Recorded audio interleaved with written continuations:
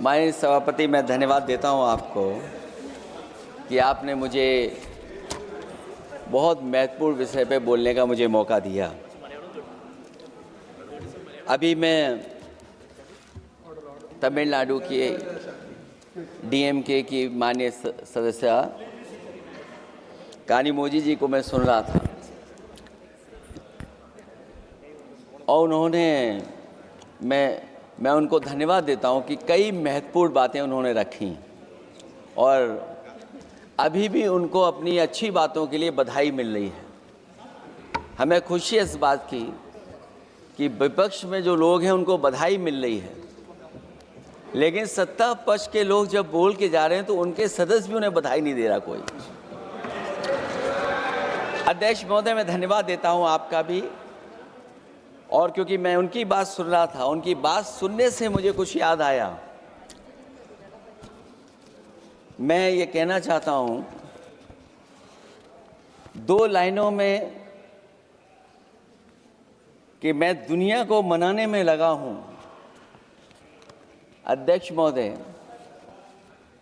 मैं भारतीय जनता पार्टी के लिए बता रहा हूं ये लाइनें कि मैं दुनिया को मनाने में लगा हूं, मेरा घर मुझसे रूठा जा रहा है। मैं दुनिया को बनाने में लगा हूं, मेरा घर मुझसे रूठा जा रहा है। अध्यक्ष महोदय, बात शुरू करने से पहले मैं सबसे पहले भारत की सेना, उसका आभार, उसका धन्यवाद देना चाहता हूं। दुनिया में साहसी फौजों में गिनती अगर होती है तो हमारी भारत की सेना सबसे आगे दिखाई देगी। उन्हीं के पराक्रम पर, उनकी वीरता पर, उनके अदम्य शौर्य पर हमें सबको गर्व है। कोई ऐसा भारतीय नहीं होगा जिसको गर्व न हो। हमें अपनी फौज पर गर्व है और हमें इस बात के लिए भी गर्व है कि जब सेना ने अपना ऑपरेशन शुरू किया तो पाकिस्तान के जितने भी टेररिस्ट कैंप थे उन पर अटैक किया गया। न केवल पाकिस्तानी कैंपों को नष्ट किया गया, बल्कि पाकिस्तानी जो एयर बेस है उन तक पहुंच गए, उनको भी नष्ट किया, ध्वस्त किया। और जब हमारी फौज पाकिस्तान को हमेशा हमेशा के लिए एक पाठ पढ़ा सकती थी, एक ऐसा संदेश जाता कि भविष्य में पाकिस्तान कभी ये हिम्मत नहीं जुटा पाता, और ऐसा भी लगा हम लोगों को, क्योंकि अध्यक्ष महोदय, जब हम बड़े बड़े राष्ट्रीय चैनलों को देखते हैं तो उन चैनलों से ये लग रहा था कि कराची हमारा हो गया है, लाहौर हमारा हो गया है। किसी चैनल ने किसी को ये भी बताया कि हमने उनको पकड़ भी लिया है। जो कमेंट्री, जो विजुअल्स थे, वो ऐसा लग रहा था कि अध्यक्ष महोदय अब पीओके हमारा हो जाएगा। हालांकि सरकार के इंजनों को मैं टकराता हुआ देखता हूं। हो सकता है ये मेरा भ्रम हो, लेकिन पीओके के मामले में सभी इंजन हमें एक दिखाई देते हैं, और जहां पीओके पे पहुंचने तक की बात थी, कुछ लोग तो पीओके पर ये कह रहे थे कि हमारा कब्जा हो जाएगा, 6 महीने का केवल हमें मौका मिल जाए। ये अफसर सरकार आखिरकार पीछे कैसे हट गई, और क्या कारण था कि सरकार को सीज फायर का ऐलान करना पड़ा? अध्यक्ष महोदय, हमें उम्मीद थी कि सरकार सीज फायर करेगी, सरकार ऐलान करेगी, लेकिन इनकी मित्रता बहुत है, बहुत गहरी मित्रता है, और उसका परिणाम ये है कि इन्होंने अपने मित्र से ही कहा कि आप ही सीज फायर अनाउंस कर दीजिए, हमारी कोई ज़रूरत नहीं है, हम सीज फायर आपसे ही स्वीकार कर लेंगे। आखिरकार किस दबाव में ये सरकार स्वीकार कर रही है? वैसे तो अध्यक्ष महोदय, आज जिस विषय पर बोलने के लिए मैं खड़ा हुआ हूं, दरअसल वो विषय होना ही नहीं चाहिए था।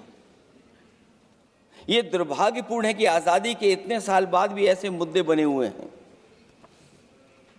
ये बात अध्यक्ष महोदय पक्ष विपक्ष की नहीं है, देश की सुरक्षा की है, जनता के जीवन और रक्षा की है। हम सब मिलकर के कोई ऐसी नीति रणनीति बनाते क्यों नहीं है जिससे सीमाएं हमेशा हमेशा शांत रहें।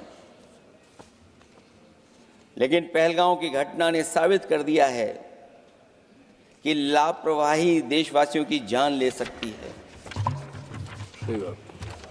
और अभी जब मैं सुन रहा था और बहुत ही उत्तेजित भाषा में जब जवाब मिल रहा था, उत्तेजित भाषा इसीलिए बोल रहे हैं कि जनता सम्मोहित हो जाए, जनता स्वीकार करने लगे। लेकिन सच्चाई ये नहीं है। आप कितना भी उत्तेजित बोलें, देश की जनता समझ रही है। ये सही है कि जनता के इमोशंस का लाभ आप उठा रहे हैं शासन करने के लिए। जनता का इमोशन का लाभ उठाती है सरकार। मुझे याद है कि जिस दिन पहलगाम हमला हुआ, उस दिन वहां का हर पर्यटक पूछ रहा था, जो पर्यटक पूछ रहे थे कि खतरों के बीच मेरी रक्षा करने वाला कोई वहां क्यों नहीं था। आखिरकार ये सबके मन में सवाल यही है कि जिस समय घटना हुई, आखिरकार उन्हें बचाने वाला कोई क्यों नहीं था। और जो सरकार ये दावा करती है, 370 के बाद ये कहा सरकार ने कि भविष्य में कोई आतंकवादी घटना नहीं होगी, वहां टूरिज्म बढ़ेगा। जितने लोग वहां गए वो सरकार के भरोसे पे गए थे, वो सरकार के आश्वासन पे गए थे। और आखिरकार सिक्योरिटी लैब्स की जिम्मेदारी कौन लेगा? अध्यक्ष महोदय, सबसे बड़ा सवाल यही है कि सिक्योरिटी लैब्स का रिस्पॉन्सिबल कौन होगा, वो जिम्मेदारी कौन लेगा? और ये जो पहलगांव की घटना हमारे इंटेलिजेंस फेलियर की वजह से है। उन्हें मैदान को खुला छोड़ दिया। वो सरकार जानती होगी कि कितना समय लगा होगा फोर्सेस को आने में। आखिरकार वो जिम्मेदारी किसकी है? और फिर सरकार को ये जरूर बताना चाहिए कि सरकार क्या क्या कदम उठा रही है कि भविष्य में ऐसी घटना ना हो।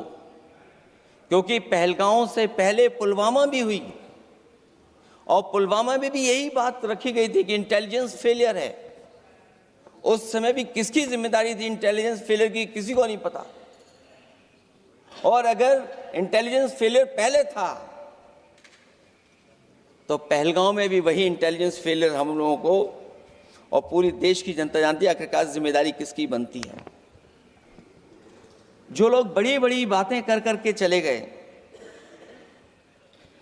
कम से कम देश के सामने एक सबसे महत्वपूर्ण सवाल, उसका जवाब सरकार की तरफ से आना चाहिए। क्योंकि हमारी सीमा पर जो सुरक्षा है, जो रक्षा करने वाले हमारे सेना के लोग हैं, वो हमारी सीमाएं सुरक्षित रखते हैं।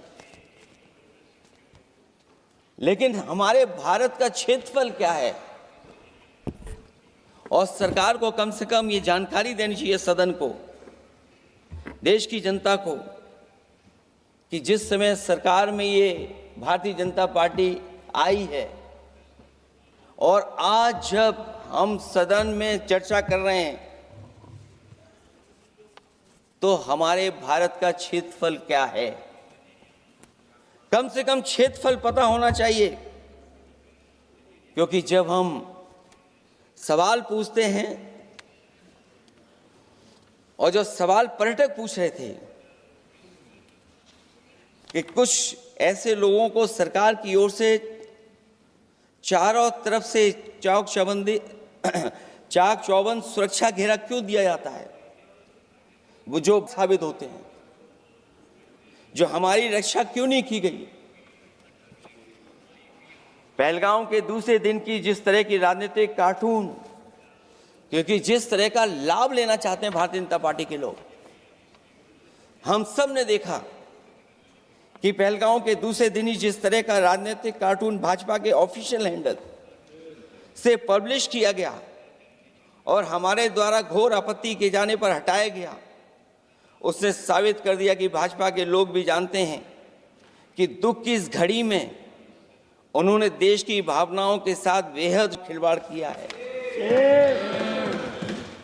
भाजपा बताए कि ऐसे संवेदनहीन लोगों के खिलाफ उन्होंने क्या कार्रवाई की है। ये अति गंभीर प्रश्न है कि जिन्होंने अपनों को खोया है उन पर दबाव डालकर के बयान भले बदलवा दिए जाएं, लेकिन भाजपा याद रखें, बयान बदलवाने से सच नहीं बदल जाता है। पहलगांव के शहीद सैनिक की पत्नी द्वारा देश हित में शांति और सौहार्द की अपील करने पर उनसे जिस तरह का दुर्व्यवहार और उपशब्द कहे गए, उससे हर महिला और सच्चा देश प्रेमी बहुत दुखी है, आहत और शर्मिंदा हुआ है। ये सब जानते हैं कि किन लोगों की हरकत थी। इस संदर्भ में और परिप्रेक्ष्य में हमने महिला आयोग को पुरजोर अपील की थी कि वो नारी की गरिमा के विरुद्ध गलत बयानी करने वालों के खिलाफ केवल शाब्दिक औपचारिकताएं न निभाएं और बल्कि सही से कार्रवाई करें, लेकिन उस पर भी कुछ नहीं किया सरकार ने। पहलगाम की पीड़ित महिलाओं के बारे में कहे गए बयान के लिए निंदनीय शब्द से निंदनीय शब्द तक को आपत्ति होगी। नारी वंदन की जगह नारी का अपमान, निंदा और हर संभव शोषण और उत्पीड़न करना ही। पहलगाम में हुए आतंकवादी हमले के जवाब में एलजी साहब ने कहा कि वो इंटेलिजेंस फेलियर है, लेकिन यह नहीं बताया कि फेलियर क्यों हुआ है। अध्यक्ष महोदय, मैं उम्मीद करता हूं कि सरकार का ये जवाब जरूर आए कि फेलियर क्यों हुआ है। ऑपरेशन सिंदूर के नाम पर जो प्रचार किया गया वो भी निंदनीय है। सच तो यह है कि ऑपरेशन सिंदूर का होना ही सरकार की विफलता का प्रतीक है। इससे बड़ी विफलता सरकार की कोई नहीं हो सकती कि अध्यक्ष महोदय, हम और आप सब मिलकर के बैठ करके सिंदूर ऑपरेशन पर बहस करें, चर्चा करें। ऑपरेशन सिंदूर के दौरान विदेशी लोगों ने दावा किया कि उन्होंने उसे रुकवाया है। ये बात कई बार माननीय सदस्यों की तरफ से आई है कि आखिरकार किसने रुकवाया। हमसे हमारी संप्रभुता खंडित हुई है। संप्रभुता ही स्वतंत्रता की सुनिश्चित करती है। इधर आज़ादी के अमृतकाल का ढिंढोरा पीटा जा रहा है, उधर हमारी इंटीग्रिटी को चुनौती दी जा रही है। देश की विदेश नीति पूरी तरह फेल है। ऑपरेशन सिंदूर और पहलगाम की घटना पर दुनिया के किसी भी देश ने हमारा साथ नहीं दिया। ये हमारी विदेश नीति का संकट काल है। हमारे पड़ोसी देश या तो अतिक्रमण कर रहे हैं या हमारे साथ नहीं खड़े हैं। और अध्यक्ष महोदय,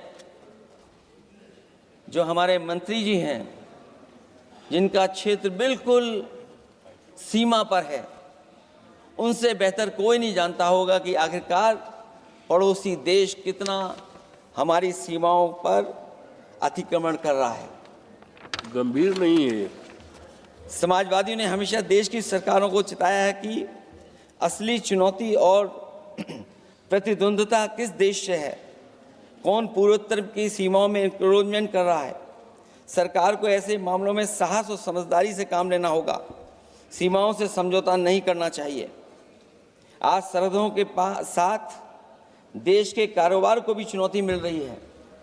सरकार को आगे बढ़कर के उसका समाधान करना है, 2 कदम पीछे करने नहीं है। अध्यक्ष महोदय, जो हम लोगों को सुनने में मिलता है,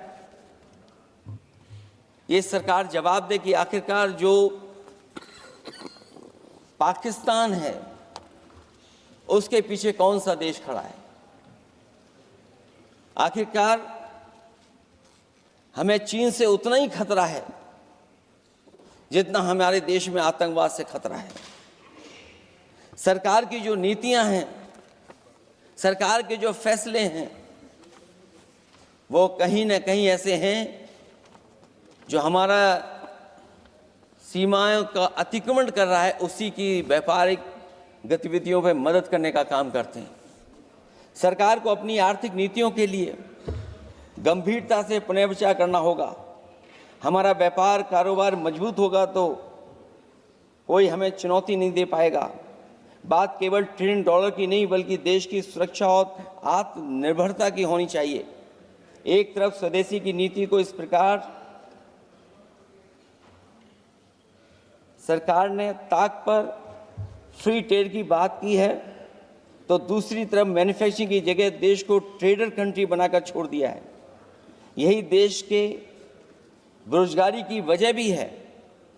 ट्रेडर्स की मुनाफाखोरी और चंदा वसूली की वजह से महंगाई बढ़ रही है। आर्थिक मामलों में ये सरकार पूरी तरह फेल हो चुकी है। भ्रष्टाचार के कारण हर जगह सड़कें और पुल ध्वस्त हो रहे हैं, टंकियां गिर रही हैं और करप्शन जगह जगह लीक होकर के टपक रहा है। मैं ये ज़रूर कहना चाहूँगा इस समय पर कि कुल मिलाकर सरकार को अपनी राजनीतिक, आर्थिक और सामाजिक नीतियों के लिए एफआईआर जरूर करना चाहिए। सरकार को अपनी राजनीतिक, आर्थिक और सामाजिक नीतियों के लिए एफआईआर लाने की ज़रूरत है। वो हर बार ये कहकर नहीं बच सकती कि चूक हुई है, क्योंकि हर बार सरकार ये कोशिश करती है कि इन घटनाओं से बच जाएं हम, केवल चूक कहकर करके। केवल हमारी सीमाएं जो पाकिस्तान से जुड़ी हैं,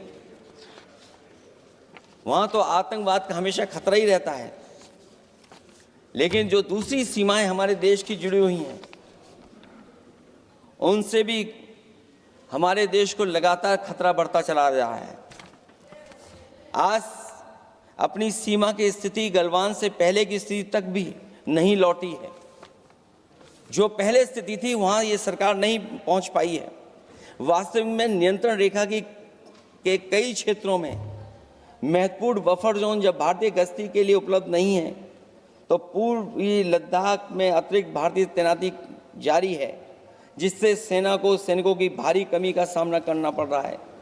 हमें उम्मीद है कि जब इतने महत्वपूर्ण समय पर बहस हो रही है, तो सरकार अपनी अग्निवीर वाली योजना को वापस लेने का काम करेगी, जिससे कम से कम सेना की कमी, हमें सेना को पूरी की पूरी सेना मिल सके। जनवरी में अपनी वार्षिक प्रेस वार्ता में जब सेना प्रमुख ने से ये पूछा गया, तो उन्होंने जवाब डालते हुए कहा कि गश्ती से जुड़े फैसले अब स्थानीय कमांडरों पर छोड़ दिए गए हैं।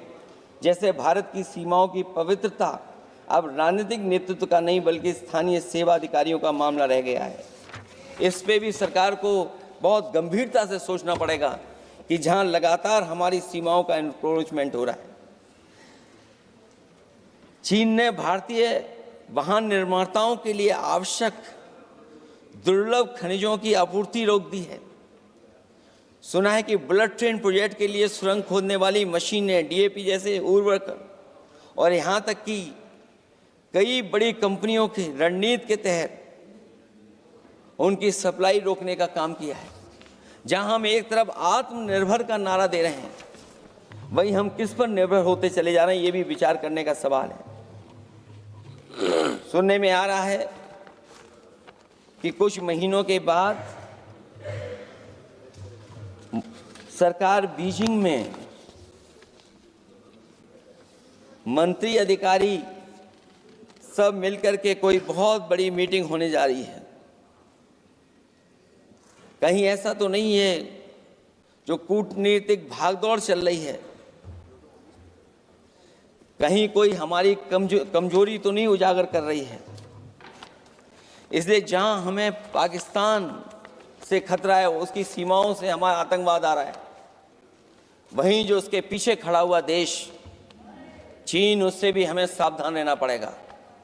और अध्यक्ष महोदय, हम सब समाजवादियों ने कई मौकों पर ये बात रखी और कही कि हमारा खतरा पाकिस्तान से नहीं है, हमारा खतरा है चीन से। न केवल वो हमारी जमीन छीन रहा है समय समय पर, बल्कि हमारे बाजार को भी छीनने का काम कर रहा है। इस सरकार को कहीं न कहीं आतंकवाद को और पाकिस्तान को लगाम लगाने के लिए 10 या 15 साल का ऐसा फैसला लेना चाहिए जिससे कि वहां से हमारा कारोबार कम होता चला जाए। और अगर हमारा देश महोदय कारोबार कम नहीं होगा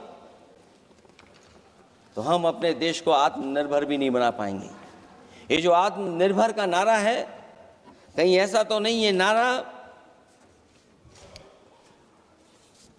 कुछ व्यापारियों को लाभ पहुंचाने के लिए हो रहा हो? क्या व्यापार और राजनीति का संबंध ऐसा हो सकता है कि दोनों एक दूसरे का लाभ उठाएं? और याद रखें कि अगर हमें पाकिस्तान से खतरा है तो चीन राक्षस है, वो हमारी जमीन और हमारी बाजार दोनों छीन लेगा। मैं अंत में अपनी बात खत्म करने से पहले मैं कुछ सुझाव देना चाहता हूं। और मुझे याद है जब पिछली बार चीन से सवाल खड़ा हुआ था, ये सरकार पता नहीं कैसा फैसला लेती है।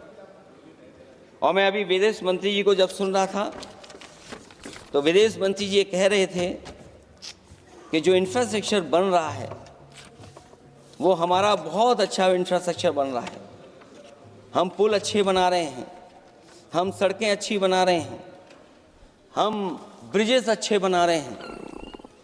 क्या ये सच्चाई है कि जिस तरह का चीन अपने सीमा पर इंफ्रास्ट्रक्चर बना रहा है, क्या उससे बेहतर इंफ्रास्ट्रक्चर हमारा बन रहा है? इसका जवाब जरूर सरकार दे। वहीं जहां हमारे डिफेंस को स्ट्रेंथन जितना हम करेंगे उतनी हमारी नेशनल सिक्योरिटी स्ट्रेंथन होगी।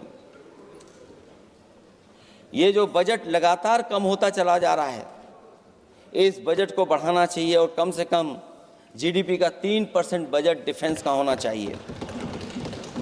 और जो बजट डिफेंस का हो वो नॉन लैप्सेबल हो, मॉडर्नाइजेशन के लिए फंड हो जिससे कि लैप्स ना करे और हमारी रिसर्च एंड डेवलपमेंट लगातार चलता रहे। जो हमें कई बार आश्वासन मिलता है कि टेक्नोलॉजी ट्रांसफ़र भी हो जाएगा, आखिरकार टेक्नोलॉजी ट्रांसफ़र के लिए हमें वर्षों क्यों इंतज़ार करना पड़ता है? आखिरकार इसका जिम्मेदारी कौन लेगा? जो डिफेंस प्रोक्योरमेंट है हमारा, वो डिफेंस प्रोक्योरमेंट आखिरकार क्यों नहीं होता है? जहां सरकार समय समय पर डिफेंस एक्सपो के नाम पर न केवल भारत बल्कि दुनिया से ये कहती है कि हमारे यहाँ इन्वेस्टमेंट करें। आखिरकार डिफेंस एक्सपो के इन्वेस्टमेंट के कार्यक्रम के बाद कितना डिफेंस सेक्टर में इन्वेस्टमेंट आया है? और साथ ही साथ जब आत्मनिर्भर की बात हो तो हमारे देश की अपनी रक्षा करने के लिए हमारे अपने लोग क्यों नहीं तैयार हो रहे हैं? यह सरकार इतना क्यों नहीं जोखिम उठा रही कि हम खुद तैयार हों उन चीज़ों को बनाने के लिए? इसलिए मैं एक बार फिर ये कहता हूं कि जहां पर सेना ने बहुत बहादुरी के साथ अपने पराक्रम के साथ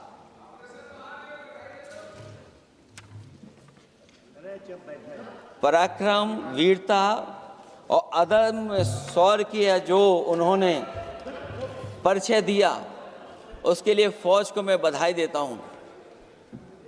लेकिन अभी जब मैं सुन रहा था, ये जो अभी आतंकवादी मारे गए हैं, आतंकवादी मारे जाते हैं, हम सब पक्ष में हैं, लेकिन हर जगह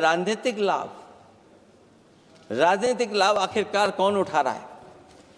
क्योंकि मैं अपनी बात खत्म कर रहा था, अध्यक्ष महोदय ये पूछ रहे हैं कि आज महादेव ऑपरेशन पे मैं धन्यवाद क्यों नहीं दे रहा हूं। अध्यक्ष महोदय, जिस समय समर्थन की बात आई, पूरे देश के जितने भी राजनीतिक दल हैं वो आपके साथ थे। आखिरकार इनकाउंटर कल ही क्यों हुआ?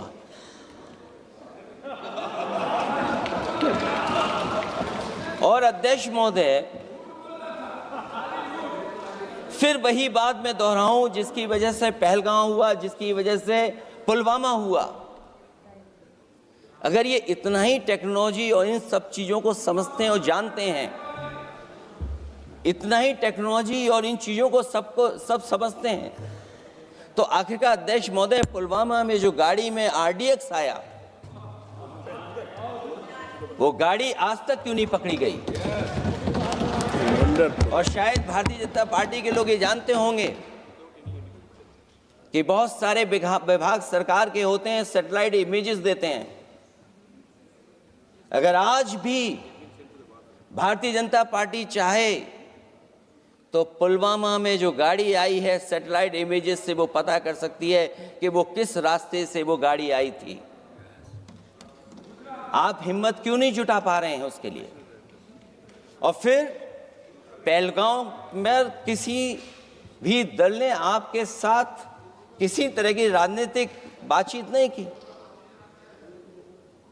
लेकिन राजनीतिक लाभ आपने कांग्रेस पार्टी से भी उठाने की कोशिश की, हमारे से भी उठाने की कोशिश की।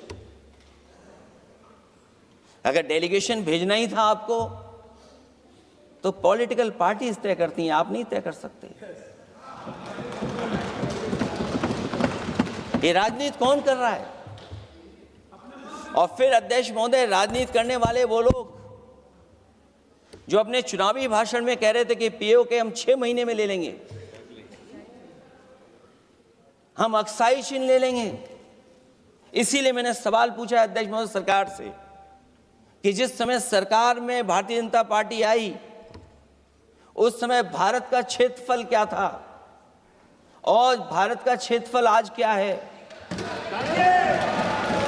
क्या 5 फिंगर्स, पेंगोंग लेक, गलवान घाटी, रजांगला, उसका जवाब किसके पास है? सरकार के पास है क्या कि नहीं है? और मैं आज अध्यक्ष महोदय कहता हूं, हम वॉर के खिलाफ हैं, हम वॉर नहीं चाहते हैं, लेकिन सीमा पर शांति रहे, हमारा कोई इंक्रोचमेंट नहीं करे। झगड़ा मैं आज भी कहता हूं, ये लड़ाई आपको, जो लड़ाई हुई है वो पाकिस्तान से आप नहीं लड़े हैं। अध्यक्ष महोदय, आप कितना भी छिपना चाहोगे, छिपाना चाहोगे, कोई भी स्वीकार नहीं करेगा। ये जो लड़ाई लड़ी गई है, ये आपको चीन से लड़नी पड़ी थी। और जो समय आप बताते हैं कि इस समय से इस समय तक हमारी एयरफोर्स और हमारे लोगों ने हमला किया, टेररिस्ट लोगों के तमाम सेंटर्स को खत्म किया है, तो हमारे मन में भी एक इच्छा आती है कि हमारे सबसे बेहतरीन एयरक्राफ्ट जो नींबू और मिर्च लगा करके जिनकी पूजा की गई थी, वो कितने उड़े थे? हम और सवाल नहीं पूछना चाहते हैं हम आपसे, मैं केवल इतना पूछना चाहता हूं कि जिन एयरक्राफ्टों को नींबू और मिर्च लगाकर के पूजा की गई थी, वो एयरक्राफ्ट कितने उड़े थे? हमें अपनी पूरी एयरफोर्स पे गर्व है। इतने बेहतरीन पायलट किसी के पास नहीं है जितने बेहतरीन पायलट हमारे पास हैं। और हम समाजवादी वो लोग हैं जिन्होंने ऐसा इंफ्रास्ट्रक्चर सड़कों का बनाया था कि अगर कभी इमरजेंसी हो तो आपका एयरक्राफ्ट वहां पर उतर जाएगा। और देश में पहली बार सुकोई, मिराज और हरकुलस अगर किसी ने सड़क पर उतारे थे तो वो समाजवादी पार्टी और हम लोगों ने सड़क पर उतारने का काम किया था। सही बात। और दूसरा, अध्यक्ष महोदय, मैं और जानकारी देना चाहता हूं। आपके देश के प्रधानमंत्री जी हमारे देश के नहीं, हमारे भी प्रधानमंत्री हैं, हमारे हैं बात खत्म हो रहा है।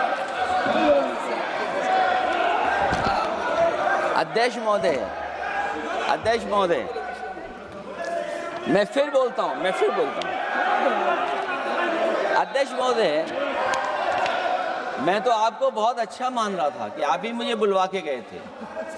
मैं फिर बोलता हूं, देखिए प्रधानमंत्री जी की लाइनें हैं ये वाली, मैं दुनिया को मनाने में लगा हूं, मेरा घर मुझसे रूठा जा रहा है। आखिरकार कौन रूठा हुआ है? इस देश में जो हमने देखा इतने दिनों में, प्रधानमंत्री जी डिफेंस मिनिस्टर का भी रोल प्ले कर रहे थे। इसलिए जिस सड़क पर हमारे देश के प्रधानमंत्री जी हरकुलस विमान से उतरे थे, वो हाईवे किसी ने डिजाइन किया था तो समाजवादी लोगों ने डिजाइन किया था।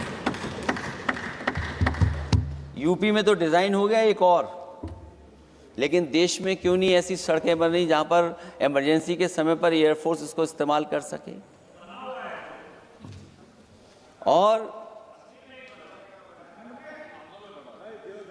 और बनाइए, मैं तो कहूंगा कि और बनाइए, मैं तो कह रहा हूं। और जिस तरीके से हमारी सेना ने जो मुकाबला किया है, सीज फायर के बाद भी ड्रोन आ रहे थे, ये भी सरकार को स्वीकार करना पड़ेगा। आखिरकार सवाल ये है हमारा कि सीज फायर किसके दबाव में किया है और सीज फायर क्यों किया जब हमारी फौज पीओके को भी ले लेती और पाकिस्तान के भी।